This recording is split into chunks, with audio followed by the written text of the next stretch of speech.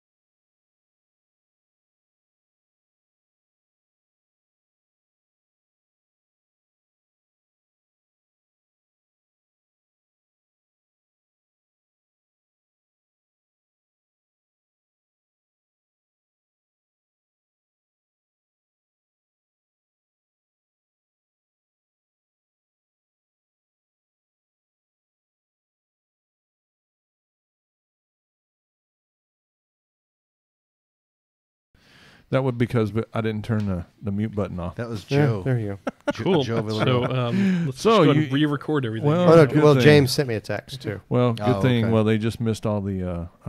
They just missed. You want to go back and retell the poop story, or no? They'll have to go to the record Poop, version. Chihuahua, a lot of bad shit. Sorry, guys out there. There's just way too much crap you got to do to start this thing, and this is one thing I forgot was to turn the audio on. Anyhow, we've got Homebrew for Heroes coming up this weekend. It's the Op Bravo. It's out at. It's a really neat organization, and if you guys are interested, basically this is an organization that makes homebrew. And then they distribute it to, usually troops or what is it? They kind of nominate somebody or a group of people. Any first responder organization, firefighter, a fire crew, an EMS crew, a police precinct, police crew, even up to like a hospital nursing staff. Right. All those who define hero. In some form or another. No second responders, though. That's right. No second responders. Only first responders. People that wander in and go like, "What's going on? Hey, man, I'm here. What's happening?" But we might want to say their website again. Yeah, it's hb4h.org. Homebrew for Heroes. And the event they're doing this weekend is basically they have a bunch of homebrewers bring out kegs, and they invite people, the general public, in to taste the beers and vote on what's their favorite, and anybody who's a veteran or like Mikey was saying, first responder or whatever, they get in for free, and it's just kind of a way to say thank you to them. They've also done things where they brewed a big batch and split it up into 12 packs, or they had a lot of people donate little bits of their beer and they split it up into 6 packs or 12 packs or whatever, and they distribute it to people coming back from deployment or I think they've done it with a fire station before, right? Yeah. So like if you have heroes, you can nominate a group or whatever, and then they'll get the beer to them for you. It started off. One of the guys, his brother got deployed to Afghanistan, and he wanted to do something for him upon their return. So he went all the way up and down the Army ranks. Can we do this? Would you allow us to do this? Can we come on base and do this? And they had to jump through a lot of hoops too. A whole lot of hoops. Yeah, I spoke to a lot of Army brass, and it came down to as long as they're 21, you can hand them a 12-pack of beer. So that's how it started. We made a big batch of beer on our club's homebrew system.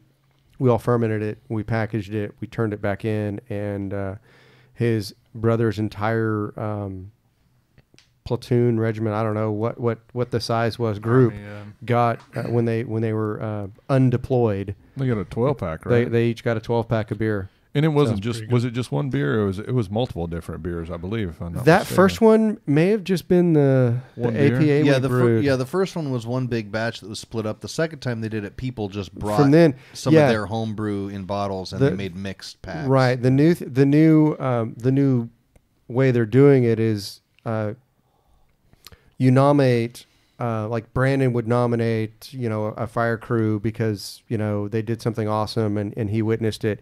So he nominates them to Homebrew for Heroes. Homebrew for Heroes picks up the nomination and contacts the local club where that fire crew is located. So it might be the Cap and Hare around here locally. It might be somewhere, wherever you're from, and they contact that homebrew club and say, hey, will you guys, donate some beer? And they get enough donations to provide enough for the crew. And then they, that club or that person organizes a day where you go out and you honor the crew. Right. It's not and just you bring local, it to it's them. national.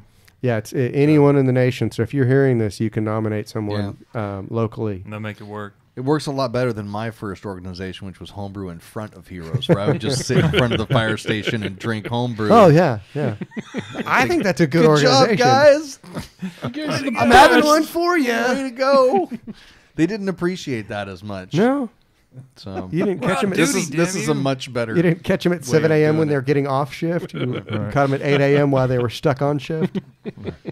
There was really no scheduled time. It was just I found myself in front of the fire station after he set a few with fires. his rig and everything. Right.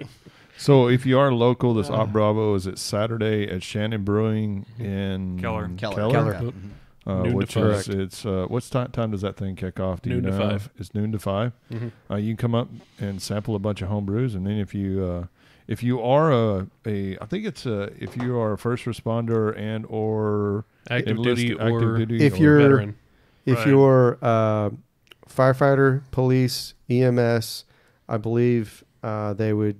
I think they do nurses, physicians. Don't quote me on that, but active duty military and veterans. You just bring some form of ID that says you are who you are and you do what you do or did what you say you did, and you get in for free. You get to vote for the people's choice. It's they call it Hero's Choice. So only the first responders and heroes get to vote for that people's choice. So really cool. I think there's something like 20 or 25 beers going to be out there. It's a pretty good assortment. So good stuff. Get there if you're local.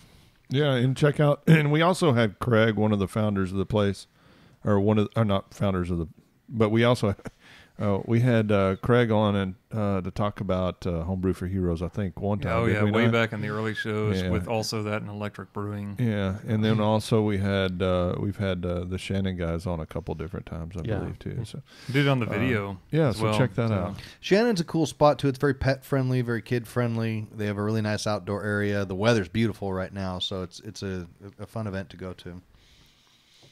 All right, so the other recent happenings was we had Learn to Homebrew Day recently. Yeah, that was interesting. But should we talk about that or this jackwagon that we saw drinking the Utopias? I think jackwagon first. Jackwagon's always first. Wait, jackwagon or dillweed? We'll have to repost that on the Come and Brew It page or something because this is nah. I don't know. Let's just get more traffic. So anyway, we all saw this wonderful video of some guy that decided to drink Utopias. What was his name? Alabama Boss. And apparently he rates beers.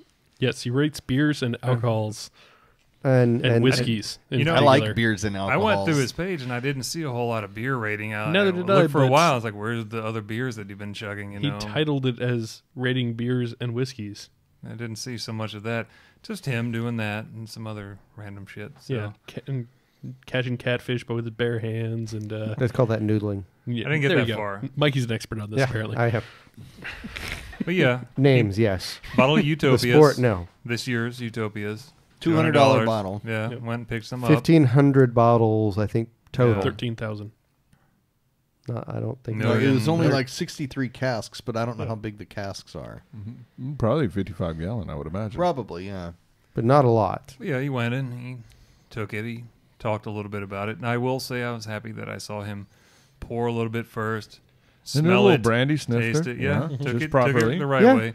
I mean, if you haven't had this beer, it's a lot of beer. I mean, this is closer to having a glass of whiskey. Well, it's more like whiskey than it is beer. Scotch. To me, what it tastes like is cognac. Yeah. I mean, there's no doubt about it. I mean, it tastes like an after dinner, like Drambuie or something. I think that his determination about it being a wine that he's had, I was like, I would love to try this nitro wine. Yeah, that he's trying. maybe a port. Shit. He kept bottle, could be like a homemade port wine. He kept calling It's it a pretty serious a port. homemade Well, yeah. wine. Yeah. Man, I can get me some homemade wine that tastes just like this. That's a very high level, high octane He's talking about wine. Bruno. Bruno. But yeah, he took Gross. that and he sampled it, and we're great to see that. And then it's like, how do you do this? You beer bong it. Yeah, he's like, And he really, he gone. It was gone like that. And I just kept thinking to I myself, wonder if they cut away and he just drank some other shit, or they refilled the bottle or something. they showed him pouring it into the funnel and then No, yeah, you saw it. Could have refilled the bottle. Oh yeah, they could have. I don't with know. brown- There's some afterwards he element said it didn't sit well, and I believe that completely. It was dark. It looked like it was legit, and then he had a bit of time trying to regain his composure after doing it because For good reason. it's Yeah, for good 28%. reason. stupid high alcohol and I mean, I watched people take that at a high ABV like rare beer festival thing, and they weren't taking it that well. So that was one of the strongest things there easily. Yep. And all the other stuff you watch them try. Oh yeah, this is amazing. And little sips. and then they get that. It's just, you know, Joe on Facebook. No, it's not barley wine-ish. It's like an imperial It's barley wine. different. It's different. Every double imperial barley wine. I mean, it's Yeah. 26% Quadruple ABV. imperial. And I think it's different every year too. It is different. And Grant Wood is the brewer down at Revolver. He's the one that is responsible for those high Right. alcohol. Yeah, we had him on as a guest, and he talked a lot about it. yeah, It was he- It's interesting. Find important that to make the episode. distinction too that it is actually a beer. It's not a beer that's been distilled or, Nope. Correct. or ice distilled. They brew it to 26%, which is an amazing accomplishment. Right. Unlike some of these brew dog beers where they come in They're a ice swirl or distilled. whatever, Yeah. that are ice Right. distilled or however they do it. So And they like can oxygenate it for so long that they're pumping off the bottom Yeah, up he to the talks top. a lot about multiple it. yeast. What episode was that? Do you remember? I don't know the It's- number, but we have it listed as Grant Wood. was It the- was was the Grant probably Wood one of the episode. first ones. It was probably. It's probably around 20 something, I think, maybe 30 something. Yeah. They don't. It might be in the 30s, I think. They don't actually say what kind of beer it is. They tell you that it's made with. Yeah. Well, it's a barrel aged beer. Yeah. It's been long barrel aged, and they've worked on it for a long time before it even went into the barrel. So, it's really tasty. Is it worth $200? It's It'd be fun limited to- release. It'd be Hey, you fun only to take live to a once, Christmas man. party, you know. You know, to have on the podcast with a number of people, that's a fun beer. I had it at a Sam Adams. I'd put dinner. in on it, dude. I mean, I had it at. I I had got 40 on that. I had You get your Millennium. hands on one? I had Yeah. Millennium that had been open for 2 or 3 days, and I had it at a Sam Adams dinner, and it was amazing. I mean, we all got just a small little. And it is flat, Sample. people. Yeah, it It's- is. It is. It's Well, that very, very, very low carbonation. You want to pretty make a much point. flat. That's something he did in that. Like, he makes a big point of the Yeah. container, and you're paying for that too. But then he unscrews the lid, but underneath the lid for the It's first capped, open, yeah. it's capped. Yeah. I mean, obviously, but the whole point is to be able to screw it back on because you can. You can can. keep that for a while. You actually, can if drink buy it that much $200 like beer, a bottle of whiskey. Well, yeah. that was one of the things that was really Not that cool. long, but- when Grant, I don't even know if they'd actually started Revolver yet, but it was really cool because he was coming into the shop a lot, and we kind of hit it off, and he really cool guy, and he was always asking about different ingredients, and he was doing his test batches for Revolver before they started. And I was actually going up to Boston for a wedding, and I hate to ask stuff like this, but I was like, "Hey, you think you could get me a hookup in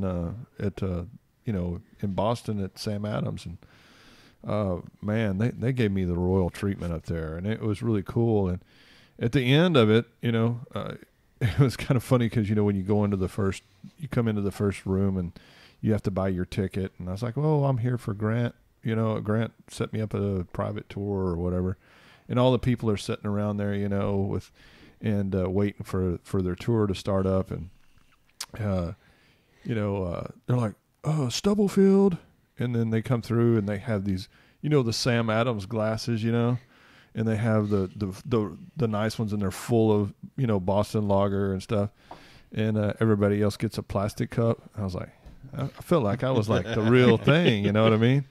And so anyway, they did the tour with us, and then at the end they brought 2 or 3 of the brewers came out, and they brought me 2 or 3 different beers, but they also brought out 3 different years of Utopias for me to try. Which, Wow. that was a hell of a shit. treat. Yeah. That's awesome. Yeah, so. Hey, we've got 2 different questions here on Facebook. John is wondering, do we sell the work shirts? So I was going to point out, if you can cut the camera over here, that I'm wearing the new Come and Brew It work shirts here. There we go.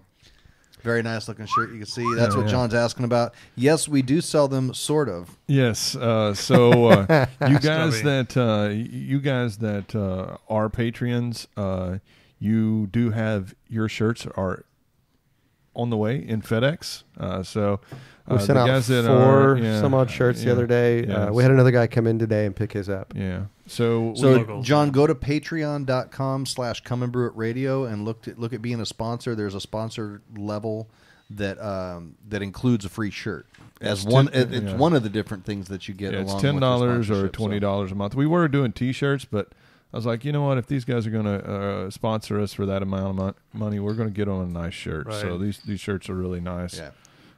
And I'm the only one who wore mine. I'm not sure. I was going to bring Yeah, mine it's, today, I but you don't know. have so, but also if you are a sponsor, you will have a sponsor on your left chest too. So you're Right. We know who you are. So And so and you know who we are because we have nothing on ours. We're Yes. nothing. We're nobody. our reputation precedes us. I was going to put all the we need no introduction. I was going to put all the nicknames, but nobody wanted me to do that. So I do. Their The- nicknames? which 'Cause ones? they were The his ones that we had nicknames, under the caption? yeah, I was going to put Tool under yours. And then, No, that's just part of it.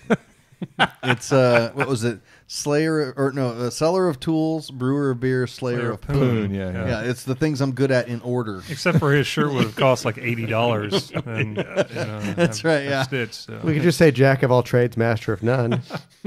No, that's true. And I think Greg's was Except for Dirty saying Old poon. Joe. Dirty old Joe. That's correct. Yeah. Yeah. And then Tanner Marshall's asking what kind of yeast were they using. I'm pretty sure that Grant talked about that in the Yeah, episode. he used 3 different yeasts.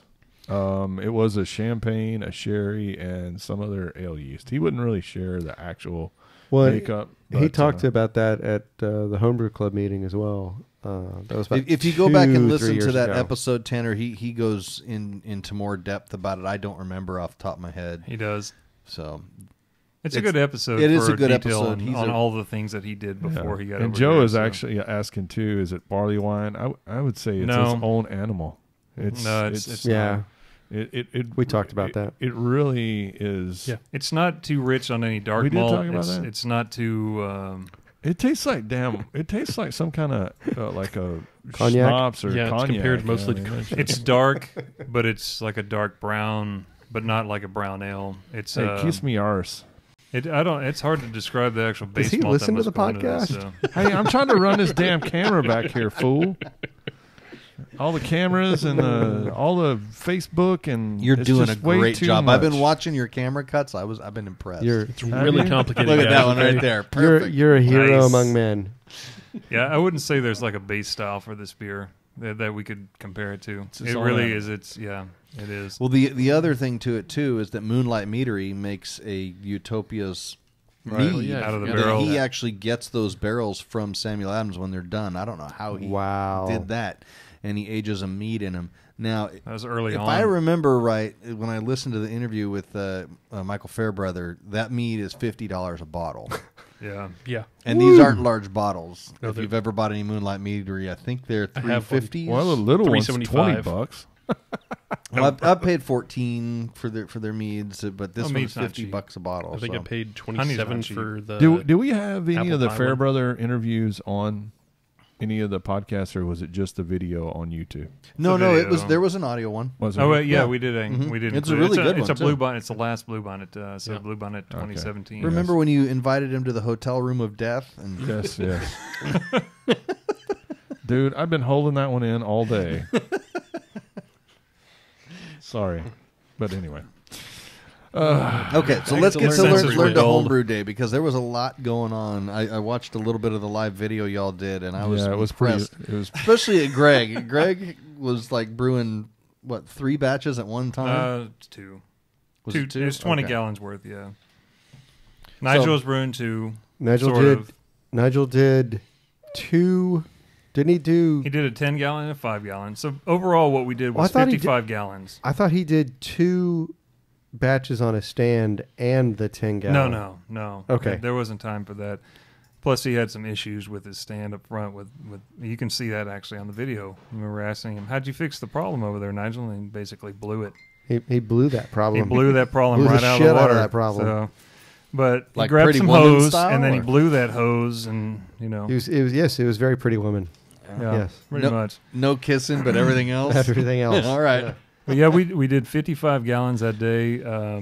We have our new what's the name of our new beer that James Rodriguez, our patron James Rodriguez, we took? hadn't named it yet. Taco beer. Let's We're taco calling it about. the Let's taco taco beer. about it. Fuel City Frambois, right? That's perfect, dude.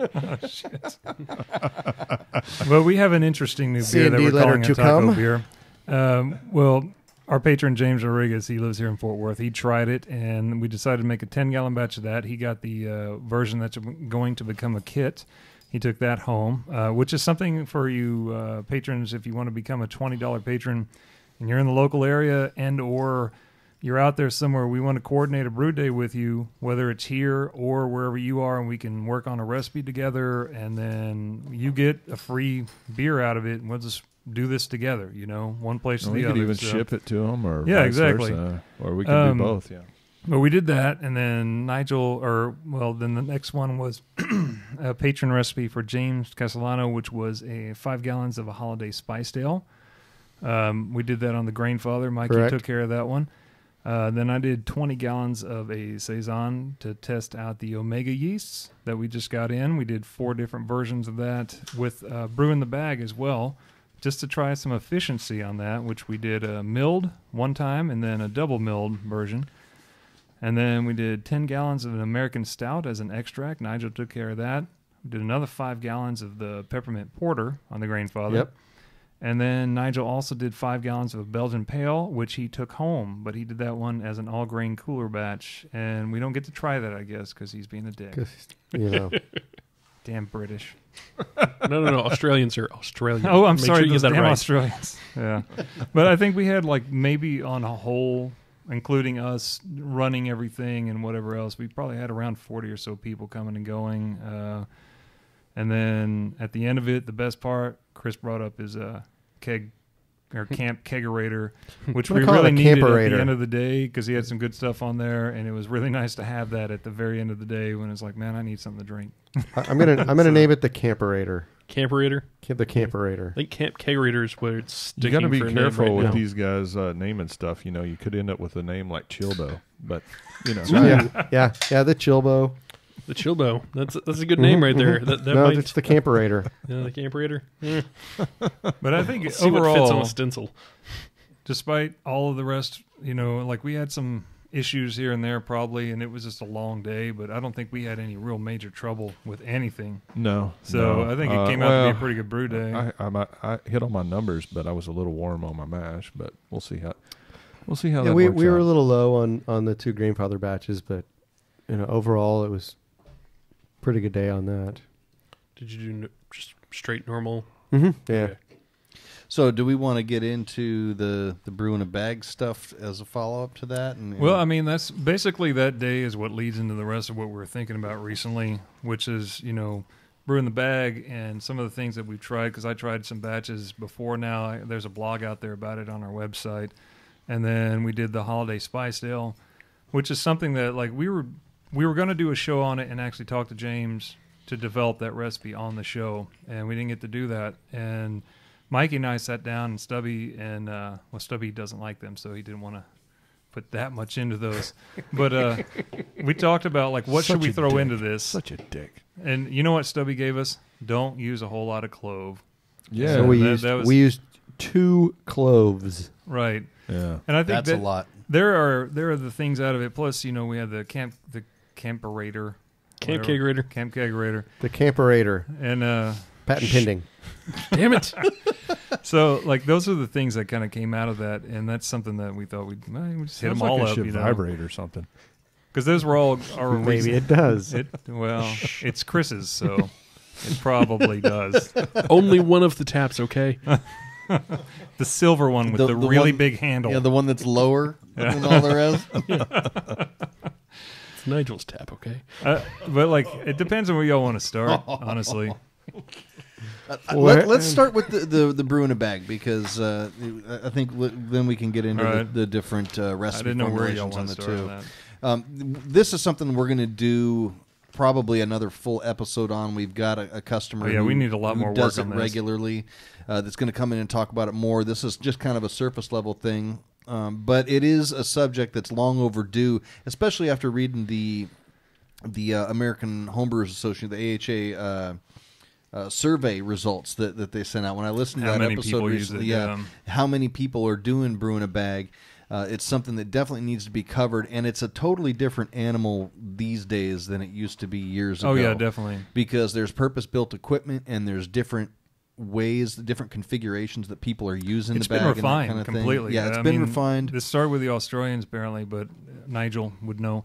But it's one of those things where, on a whole, they really refined it down. If you go out and look for the resources on it, like I think it's BIAB info or something like that, they have a whole set for that. It's one of those things that it's definitely been refined. You can do a lot to make sure you get the best from it.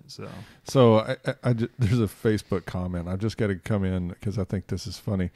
So you guys that don't know, one of the reasons we haven't had as many shows is because Brandon's recently moved out into the country. Quite a ways from here now.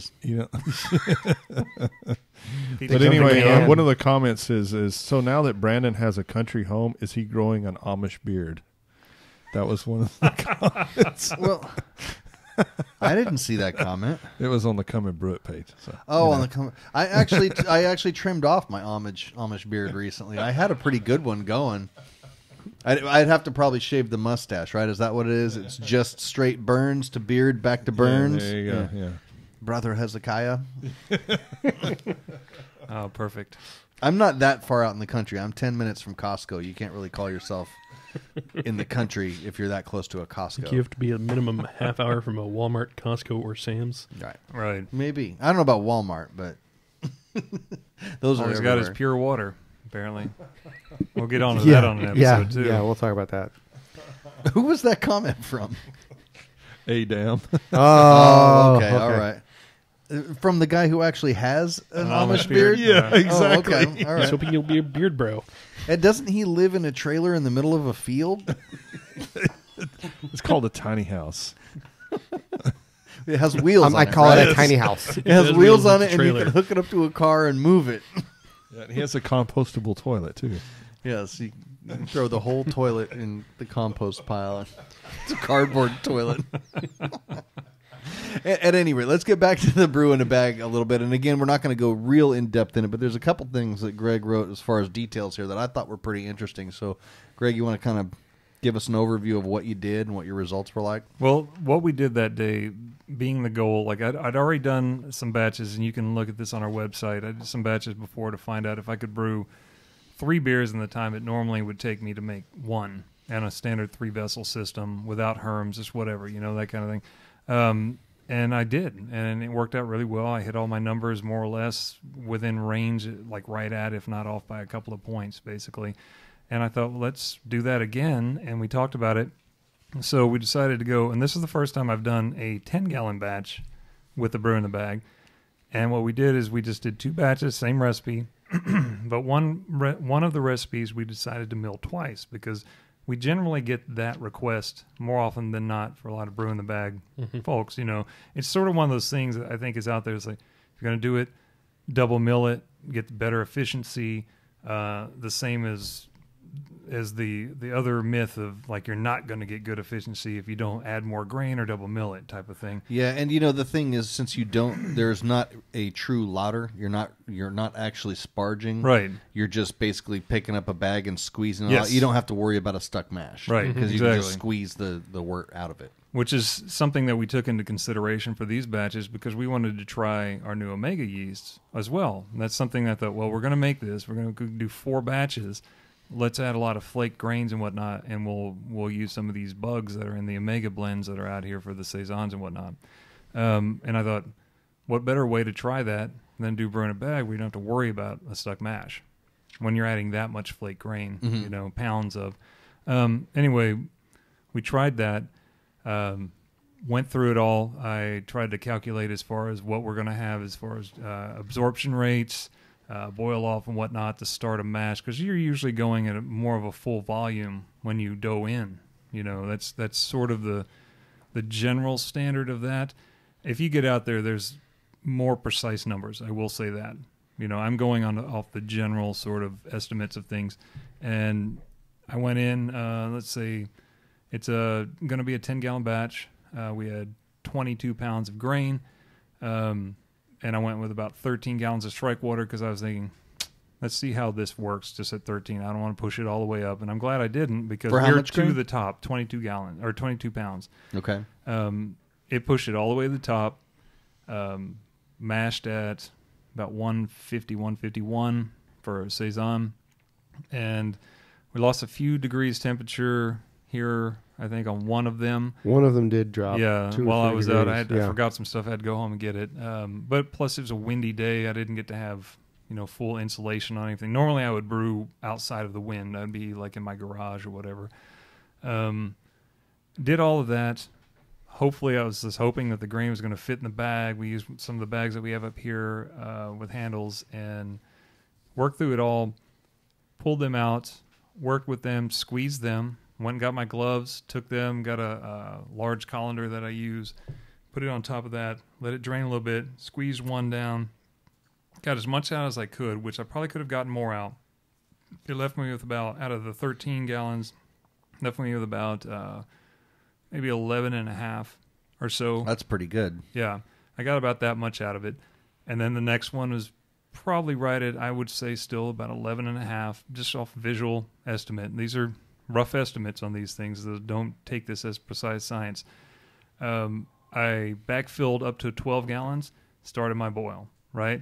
Well, up at the 12-gallon points when I checked my gravity.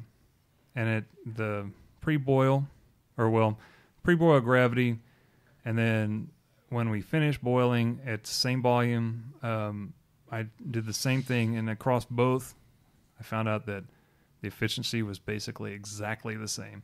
I took pictures. I've got the Between readings. the double mill and the single mill? Okay. Exactly the same. What was your efficiency, do you know? I didn't do the numbers yet, but when you're looking for... Did you hit your numbers, what you were expecting to hit? 1056 is what we were expecting to hit, and we basically hit about 1057. Okay. So just a little over that. And the pre-boil, I think, was about 1046, 1045, 1046.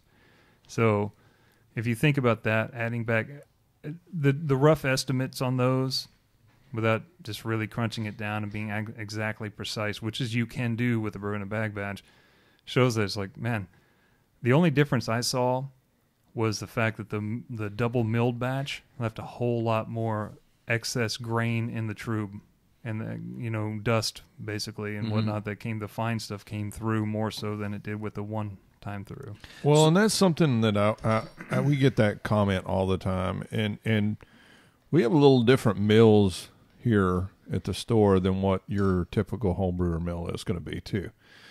So we always get that request of, I want my grain double mill because I do it in a brew in a bag. Well, first thing is that we use a 3-roller mill, and we recently just acquired a helical mill, which is even a little different approach, which is it's a really strange mill that rather than just a knurling, it has actually like slots that are actually twisted. It's kind of strange. So you get really fine milled, and you get really like some coarse grind too. But I think this is a really good point to hit on, and I'd like to do some more research on this as well. But I would say that I have a lot of guys come in that want me to double mill their grain, but I think if you mill this crap to absolute flour, your mash is not going to drain as well, because you don't have those husks intact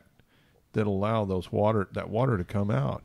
Well, this too is going to depend on the bag. Like I would say, you do need a smaller micron filter as far as the bag goes. Out of all of them, that's one thing I've noticed with it. But I mean, you're thinking about, we're going to find out whether or not that affected the flavor later.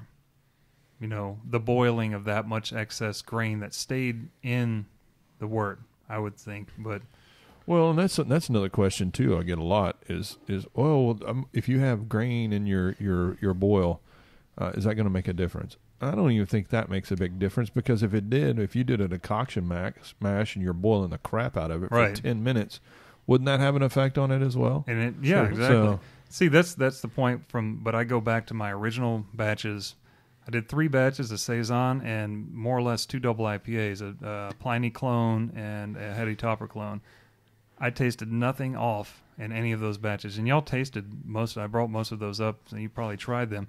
I tasted nothing off in any of those. They came out crystal clear where they should, and the one that shouldn't be as clear didn't, but that's the whole point of that, I think that on a whole, I found no really off effect of those things, and I don't really see a difference in the one milled version versus the double milled version, you know. And I can think back to Johnny's old Dusty, and Yeah. it's like that.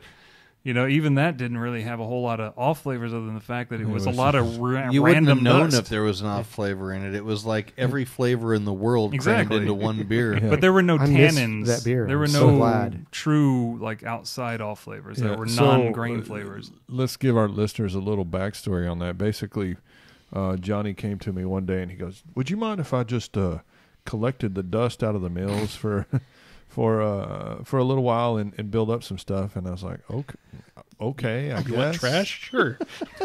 We vacuum that stuff out every day anyway. Yeah, sure, you can put it in a bag and take it home with you. So anyway, he mashed it and put a buttload of rice hulls in it and made. I think he just threw some hops in it and then fermented it out. And he called it Old Dusty. Old Dusty. And let me tell you, that was one weird beer. It tastes exactly like what you think it would taste like. Like To take a old little dust. bit of everything and jam it in there. And Old Dusty is what Close it to tasted an like. English mild, as far as I think. The closest thing would be an English I don't know if it mild. was a But I think nation he used mud. an English ale used on it. So. it tasted. it was like mud. It was mud beer. Yeah. Well, I'll just say this: he never did it again. Right. It was a one-off. Anytime I've asked him one-off. about it, he said it was a lot of work and that it wasn't had to be, great yeah. beer. So he didn't want to do it again. But if I wanted to do it again, he would give me nothing but blessings. Right. Instead I of what? Suing you? I don't understand. You're like, Well, he's an old man. He you says better things not like that. do it. That's my idea. But I think the real key to all of that is that you get, obviously we had good efficiency, and that's the first time I even tried a 10-gallon batch brew in the bag. And it was right to the top. We had the full volume in there that's aimed at what's going to be in the boil. I added some back. We still hit our numbers. We did better than our numbers. I want to write a blog post about this because I have the photos of the actual the refractometer site. Let's see. Can I actually pull that out, I think. Let me whip this out. Excuse Y'all me fill up the while I space whip with this it. out. Hey, I wasn't actually helping you good do soundbite. this, but I'll tell you one thing. It looked like a royal pain in the ass to me. I mean, you're over there mashing the bags with those big gloves and squeezing. And Well, that's the one part of it that's probably a pain in the ass is that you have to lift it and then squeeze it. But it wasn't that much. You just have to have something that's going to protect you from the heat. Well, I and was then the over there gloves on my stink three. that I I'm, have, but- I'm on those three on my flat rack, system over there, and I'm going, man, this sucks. I wished I had a grandfather. All right. I've seen See. a couple people. Grandfather was a You nice see brew day. this, Stubby? Yeah, there you go. All There right. we go. That's the 1 mil batch. You can see that's the that's a pre-boil. 1048. So higher, and then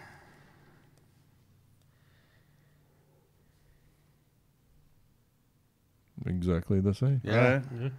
and close then enough. let's see.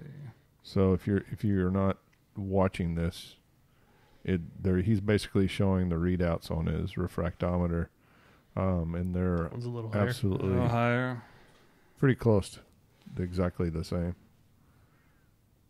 There you go. It's great radio. It is It is great great radio. radio. But as you can see out of all these, Yeah, we'll they're have a dead blog on. post on Yeah. this, but they're all pretty much exactly the same across the board. And all I did was add a little bit of water back to get up to 12. Yeah. That one They was a came little out higher the same. And you're talking about a point or two. Yeah. Tops, Yeah. tops, and that could be the fact that maybe one was a little more water than the other one because I didn't squeeze a bag. Primus enough. Tanner. Primus. Tanner on Marshall on Facebook is testing me. Don't test my Primus knowledge, Tanner. But I think out of all that, the good takeaway of that is that you're still get good efficiency. It's a great way to do it. I like doing that now because if you already have a 3-vessel system, you could do 3 beers in the time it takes you to do one or less. And I found out, and you can read the blog post, I did 3, and then 3 days later I decided to do a weeknight brew. I did it in half the time. That was nice, And meanwhile, Why, it's like why does it take half the time? Where are you saving the time? you're not sparging. Okay. All you're doing is pulling it out, letting it drain a little bit, and squeezing the shit out of it. But sparging is not half my brew day. Yeah, but it takes a while to transfer, sparge, all of that. That's the thing that It's that to me, about a kills lot of third. time. It's at most it's a third of my brew day. See, that seems to But kill a how lot of much time more for me. I don't know. cleaning do you have to do? Having a One kettle. spark? Yeah, you don't clean 2 kettles, those kind of things. I just felt like Cleaning out my Instead mash of- tun is the easiest thing I do. instead on a of brew the day. time that I had before, I'm still in 1 kettle, Mhm. and I immediately start the fire. Like I'd started mashing out. That's where we really want the gloves because it's going to be hotter than it was. Mhm. I didn't mash out this time. Pull it out, squeezing it. You're just already got the fire on, and you're going after it, and it's just faster. Pulling it See, out, and here's the other squeezing thing it. too: is I'm heating while I'm sparging. So by the time I get up to my full Well, boil what's your normal volume, brew I'm day? at 190, 200 degrees.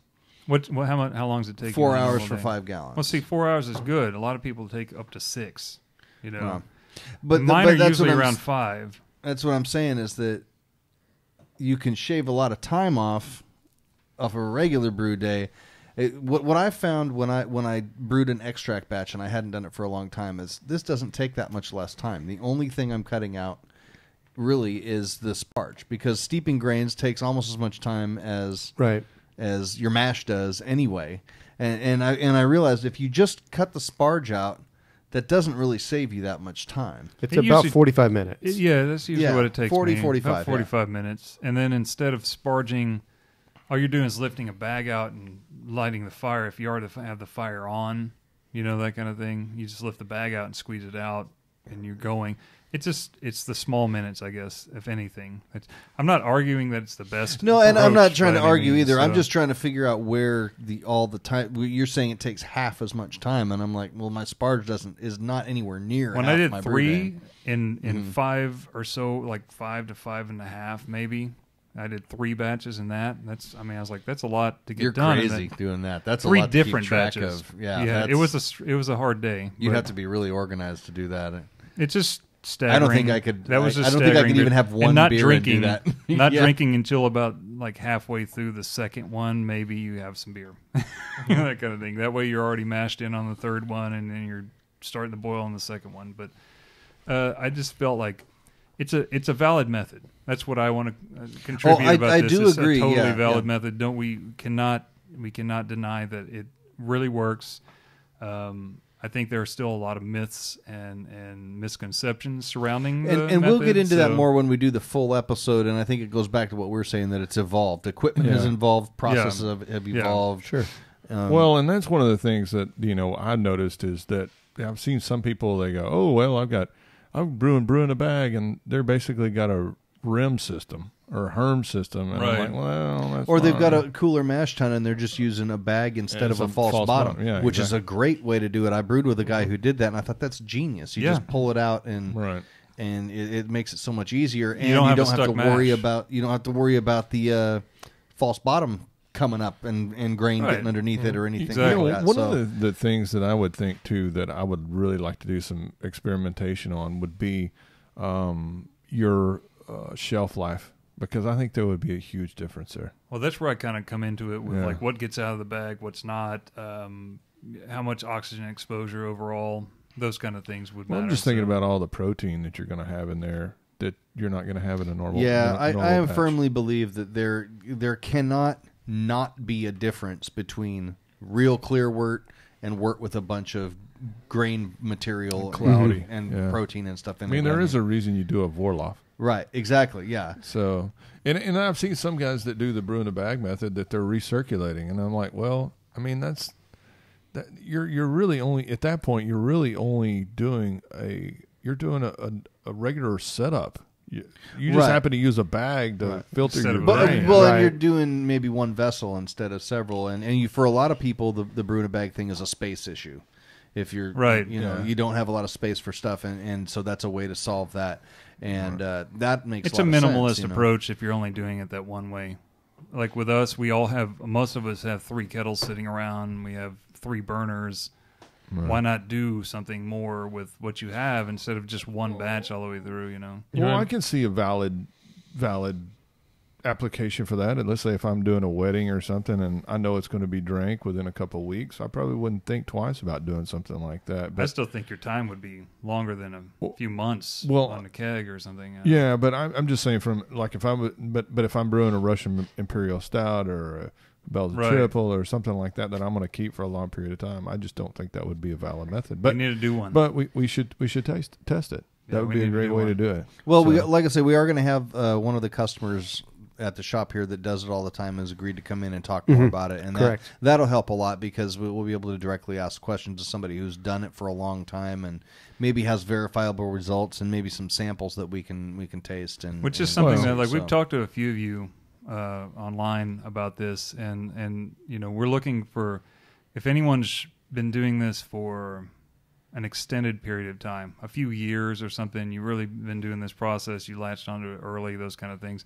We'd love to hear from you about that. We haven't really heard from anybody that's been doing it for a while, like a long while, or hasn't, or especially like the most basic versions of this and still getting exactly what they want from it. We want to hear about that if you guys out there, if anybody's listening that has that, because that's what we need to hear. It's like today, I was looking at something, and this not brewing a bag, but Denny Kahn was doing a grain father batch where he was mashing in the grain father and then running it off into something, like another vessel to boil. I'm thinking he was talking about doing whirlpool hops, and he's worried about the amount of hop material going through that pump because it's a small pump, and especially even if you took the filter off, like what would it do? And I think it would do a good job for the most part, but my thought is like, here's a guy who's been brewing for a long time, and everything goes into the fermenter with him, he said. And I didn't get another response to this yet, and I really want to talk to Denny about it first. But my thought is still there's another aspect that we haven't covered either about all the things that could come from your mash and from your boil that end up in your fermenter. Mm-hmm. And what does that do to your beer in the long term?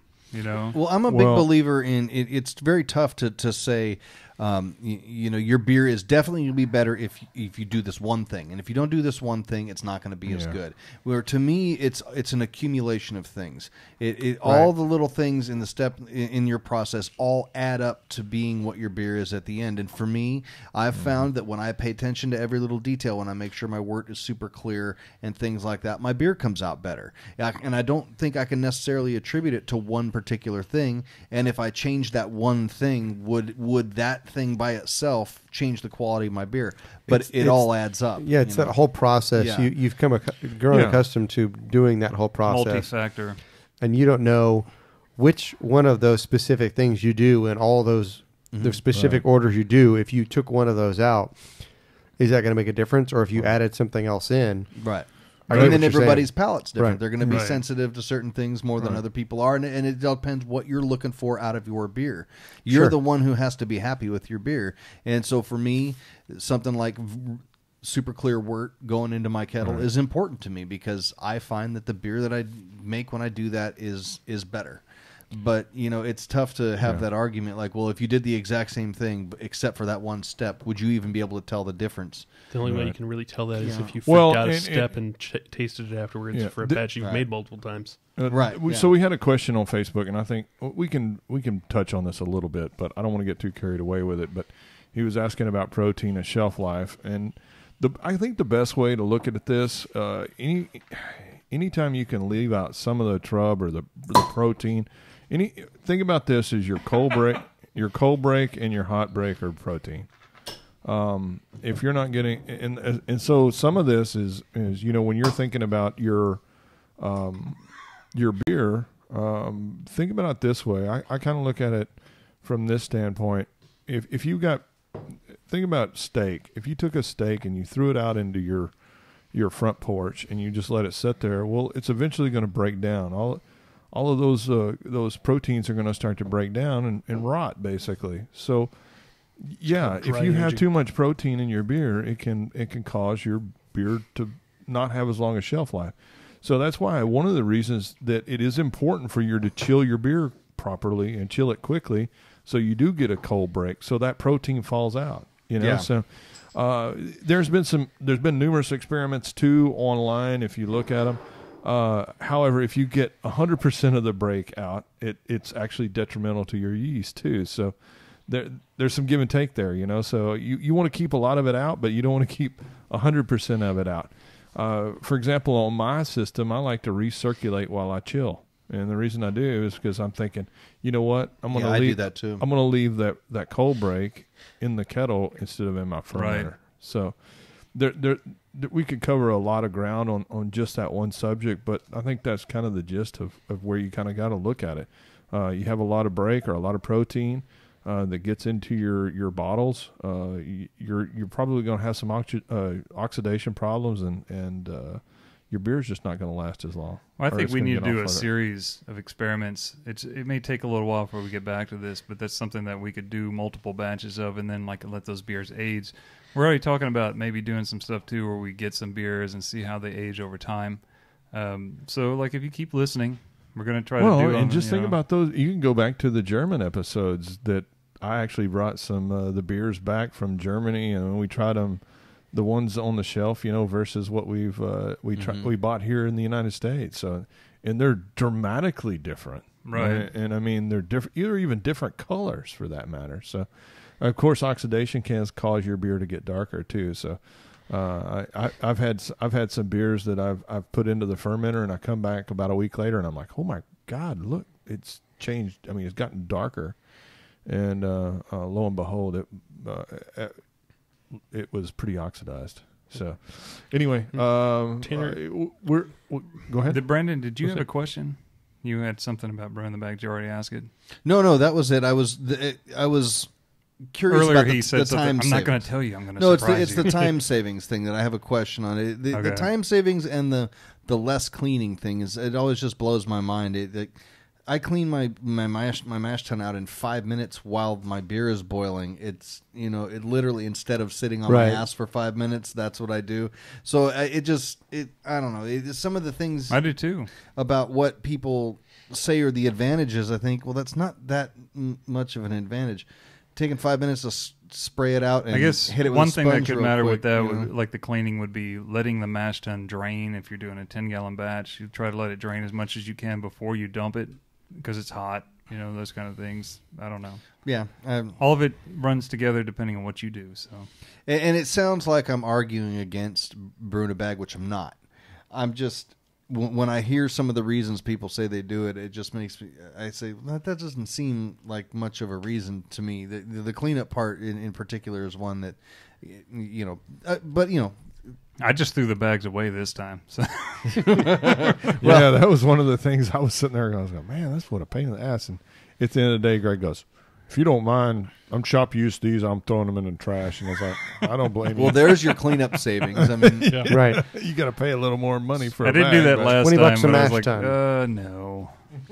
all right, so it's probably about time to take a break here, and we'll come back and we'll talk about some of these recipes, the holiday beer formulation, and go down that rabbit hole. We won't drink any beer at the break, I promise. We'll Maybe come back one. bright-eyed and bushy-tailed. listen Handsome to as the- ever. And, yeah, Soothing we'll sounds be of- back in about 10, 15 minutes. All right. The Thanks, soothing guys. sounds of